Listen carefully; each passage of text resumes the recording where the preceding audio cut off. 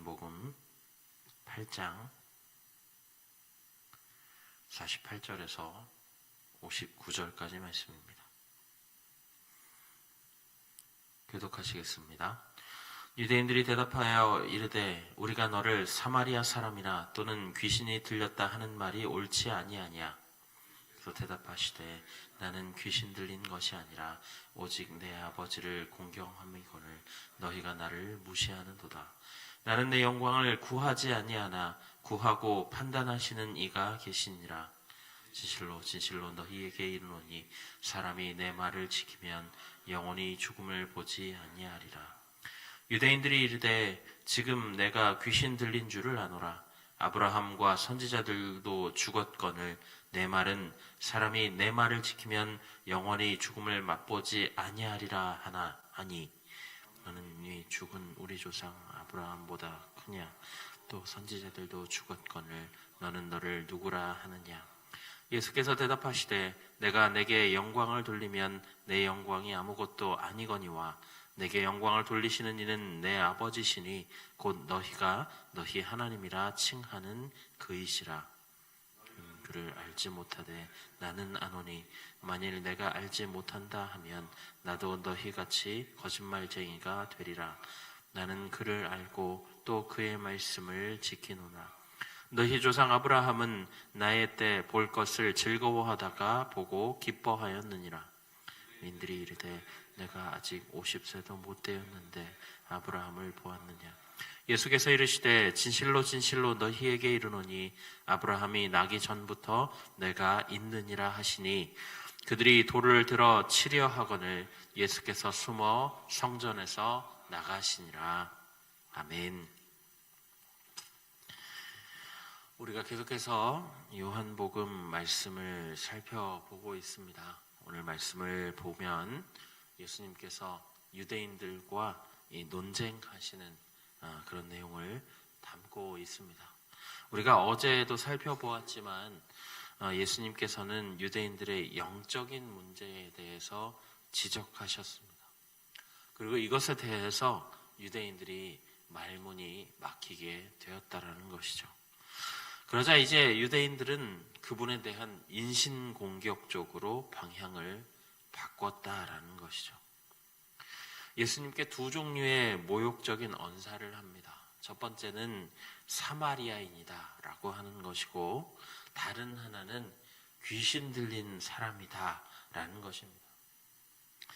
사마리아인이라고 하는 말이 왜 모욕적인 말일까요? 사마리아라고 하는 땅은 북이스라엘의 수도였습니다.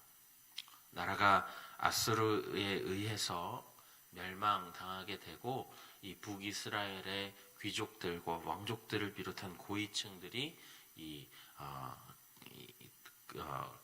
아수르로 포로로 끌려가게 되죠.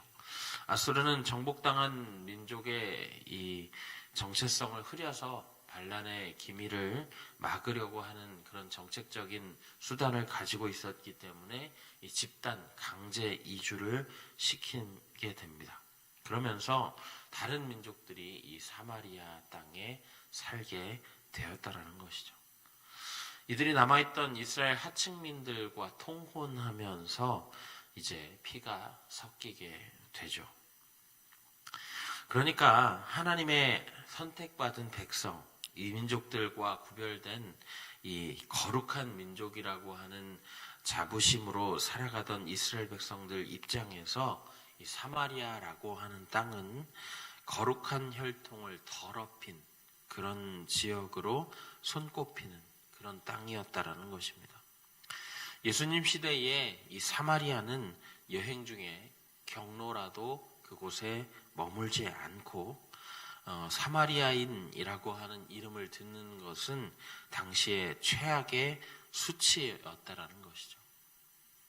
예수님을 비난했던 두 번째 말, 귀신 들린 사람이라고 하는 표현은 예수님께서 일으키시는 역사들을 보건대 이 귀신의 힘을 빌려 일으키는 것이다 라고 하는 근거 없는 비방에 가까웠습니다. 아마도 예수님을 감정적으로 격동시켜서 이제 그 체포의 빌미를 잡아보려고 하는 그런 의도를 가지고 있지 않았나라고 보여진다라는 것이죠. 예수님은 나는 귀신 들린 사람이 아니다. 오직 하나님의 영광과 나라를 위하고 공경함이다라고 대답하십니다. 그러면서 덧붙이신 말씀이 사람이 내 말을 지키게 되면 영원히 죽음을 보지 않을 것이다 라고 말씀하시죠. 유대인들은 이 말을 듣고 당신은 귀신 들린 것이 틀림없다 라고 말하면서 아브라함과 선지자도 다 죽었는데 내 말을 지키면 영원히 죽지 않는다는 게 말이 되냐라고 비아냥거렸던 것이죠. 그렇다면 내가 아브라함이나 선지자들보다 큰 자냐는 것입니다. 예수님은 나 자신에게 영광을 돌린다면 그것은 아무것도 아니지만 나는 아버지 하나님께 영광을 돌린다라고 말씀하시죠. 그분이 바로 너희들이 하나님이라고 부르는 그분이다라고 설명하십니다. 그리고는 너희들은 아버지를 잘 모르지만 나는 아버지를 잘 알고 있다. 나는 그를 알고 그의 말씀을 지킨다라고 강변하고 계시죠. 유대인들이 그토록 추앙하는 아브라함은 예수님의 때가 올 것을 즐거워하다가 보고 기뻐하였다라고 말씀하십니다. 이 군중들이 어이없어 하면서 내가 50도 안 되었는데 아브라함을 보았느냐라고 반문하게 되고 예수님은 아브라함이 나기 전부터 내가 있었다라고 대답하십니다. 군중들은 이자가 확실히 미쳤다라고 생각하면서 돌을 들어 예수님을 치려고 했고 예수님은 숨어 성전에서 나가셨다라고 하는 것이 오늘 말씀의 내용입니다. 여러분, 오늘 말씀을 읽으면서 어떤 묵상이 되십니까? 일견 볼 때 군중들의 반응은 이상할 것이 없는 상식적인 반응처럼 보입니다. 30 남짓 되어 보이는 새파랗게 젊은 사람이 자기가 아브라함이 나기 전부터 있었다라고 말하고 하나님을 아버지로 부르며 이스라엘 백성들을 향해서 이 민족적 자존심의 뿌리인 아브라함의 진정한 자녀가 아니라고 하는 쓴소리를 하니 이스라엘 백성들이 보기에는 이 사람이 허언증 말기 환자거나 정신병자거나 그도 아니면 귀신 들린 자가 분명하다고 판단할 수밖에 없다라는 겁니다. 그 시대에 하나님의 이름을 제대로 부르지 못해서 아도나이라고 부르고 나의 주님 이렇게 부르고 혹시 아도나이를 적을 때에는 목욕을 다시 하고 와서 적을 만큼 두려워했던 그런 이름이었는데 자기가 그의 아들이다라고 말하는 사람이 제정신이냐는 거죠. 이미 여기에서부터 예수님의 죄목은 신성모독으로 확정되어 있는 겁니다. 당시 아버지와 아들은 동급의 존재였으니 내가 하나님의 아들이면 하나님과 동급이라는 말이냐. 인간 주제에 그것도 보잘것없는 지역 출신 주제에 보잘것없는 부모의 혈통 주제에 그런 말을 하는 것이 유대인들 입장에서 얼마나 말이 안 되고 큰 죄냐라는 것이죠. 그러나 상식적으로 보이는 이 유대인들의 반응은 한 가지 정말 큰 오류를 가지고 있습니다. 예수님이 정말로 하나님의 아들이시라는 거죠. 예수님이 정말로 세상에서 유일하게 하나님의 영광만을 위해 사역하는 분이시라는 겁니다. 예수님이 정말로 아브라함이 태어나기 이전은 물론이요, 이 세상이 만들어지기 전부터 계신 진짜 하나님이라는 사실인 것이죠. 이 부분이 정립되지 않은 상태라고 한다면 예수님을 사마리아 사람, 귀신 들린 사람으로 몰아가는 것이 너무나도 당연하다라는 것입니다.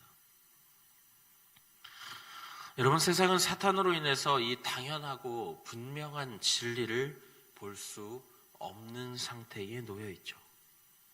눈이 가려져 있습니다. 하나님의 형상이 흐려져서 오늘 본문에 나오는 유대인 군중들의 모습처럼 반응할 수밖에 없다라는 것입니다. 공중 권세 잡은 자들은 자신이 가용한 모든 수단을 동원해 인간들을 속여왔습니다. 세상 만물이 계시하신 신호들이 많이 있는데도 불구하고 우리는 그것을 볼 눈이 없으니 심판의 길로 들어설 수밖에 없는 겁니다. 여러분, 그렇기 때문에 예수님께서 이 땅에 육신을 입고 오신 거죠.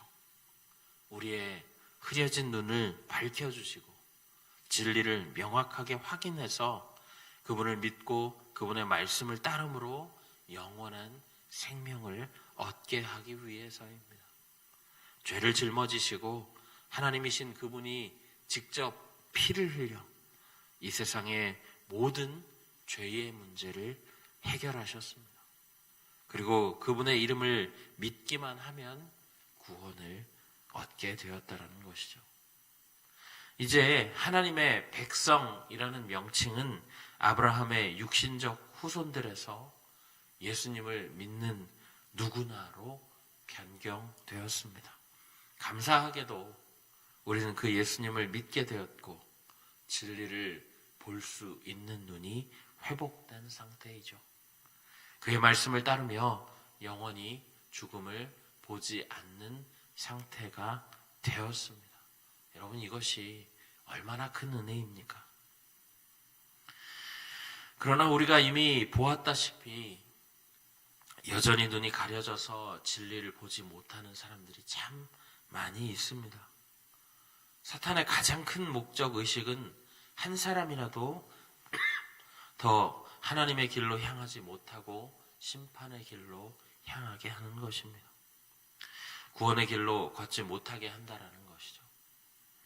멈추지 않고 지금도 이 새벽에 말씀을 듣고 전하는 이 시간에도 우리의 마음을 흔들고 유혹하고 넘어뜨리려고 하고 있습니다. 진리를 명확하게 알고 체험하며 성령 하나님과 함께하는 우리조차도 이렇게 흔들리는데 여전히 세상에 있어 눈이 가려지고 복음을 체험하지 못한 이들은 어떻겠습니까? 그래서 예수님이 우리에게 명령하셨습니다. 너희는 땅끝까지 복음을 전파하라. 여전히 진리를 모르는 이들, 귀먹고 눈먼 불쌍한 이들을 향해 나아가 진리를 알게 하라. 여러분, 복음 전파는 그래서 선택이 아니라 사명이라는 것입니다. 오늘도 이 새벽 기도의 자리에서 벗어나게 되면 세상으로 향하실 우리 성도 여러분의 아름다운 발길을 축복합니다. 말씀을 들은 자나 전하는 자나 진리를 알고 진리를 살아내려고 애쓰는 오늘 하루 되시기 바랍니다. 더불어서 여러분의 삶이 그리스도의 편지가 되고 향기가 되어서 여러분을 통해 진리와 생명 되신 길 되신 그리스도를 보고 하나님의 살아계심을 알게 되시기를 소망합니다. 예수님께서 오늘 요한복음 말씀을 통해서 오늘 우리에게 깨닫게 하시는 소명인 것이죠. 오늘 이 시간에 함께 말씀 가지고 기도하며 나아가실까요? 하나님, 오늘 이 백성들의 반응과 모습, 이 역시 여전히 진리를 보지 못하고 눈 가려진 세상 사람들의 모습이라는 것을 우리가 깨닫게 됩니다. 하나님, 세상 가운데 우리가 알고 있는 이 진리를 전파하는 삶 되게 하여 주옵소서. 우리의 삶을 통해서 이 세상이 그리스도가 길이요, 진리요, 소망 되심을 전파하게 하여 주옵소서. 우리 시간에 함께 기도하시고요. 계속되고 있는 리모델링 공사 이제 막바지입니다. 우리 리모델링 공사가 순적하게 끝까지 잘 이루어질 수 있도록 함께 기도해 주시고 목장 소그룹 가운데 성령의 임재하심과 붙드심을 경험하셔서 소그룹의 역동을 경험하실 수 있도록 기도해 주시기 바랍니다. 또 오늘 저녁에는 금요 기도회가 있습니다.